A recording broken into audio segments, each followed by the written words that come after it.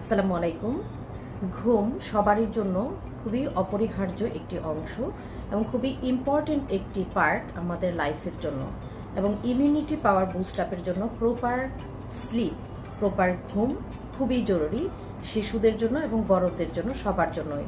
আপনার যদি প্রপার ঘুম না হয় তাহলে দেখা যাবে সারাদিনের আপনার কাজগুলোতে কনসেন্ট্রেশন থাকছে না, শিশুরা তাদের স্কুল পারফরমেন্সগুলোতে ভালো করে তাদের অ্যাক্টিভিটিসগুলো করতে পারছে না, পড়াশোনায় মনোযোগ দিতে পারছে না, বা স্কুলে কি পড়াচ্ছে সেগুলো অনেকাংশেই মিস করে থাকে। এছাড়া অনেক সময় দেখা যায় যে বিহেভিয়ারের কিছু পরিবর্তন দেখা যায় এবং ইমিউনিটি পাওয়ারও কিন্তু হ্যাম্পার হতে পারে। তাহলে আমরা খুব সিম্পলি যদি কিছু জিনিস মনে রাখি যে ঘুমের 10 ঘন্টা আগে আমরা অবশ্যই কফি বা ক্যাফিন জাতীয় যে খাদ্যদ্রব্যগুলো আছে, যে অভ্যাসগুলো আছে, সেগুলো আমরা নিব না। কারণ এই কফি বা ক্যাফিন জাতীয় খাবারগুলো শরীর থেকে এক্সক্রেশন হওয়ার জন্য কিন্তু 10 আওয়ার্স সময় লাগে।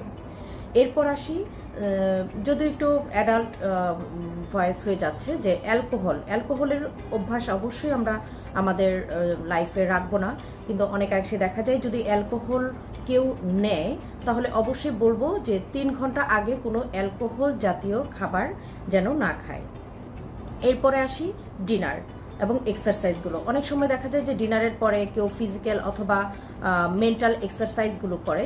সেই ফিজিক্যাল বা মেন্টাল এক্সারসাইজগুলো কিন্তু ঘুমের 2 ঘন্টা আগে একদমই না করাটাই ভালো, এবং 2 ঘন্টা আগে ডিনারটা সেরে ফেলতে হবে। এবং ঘুমের 1 ঘন্টা আগে অবশ্যই স্ক্রিন টাইম অ্যাভয়েড করতে হবে। সেটা মোবাইল হতে পারে, ট্যাব হতে পারে, ল্যাপটপ হতে পারে, টেলিভিশন হতে পারে, সেগুলোকে আমাদের অ্যাভয়েড করতে হবে।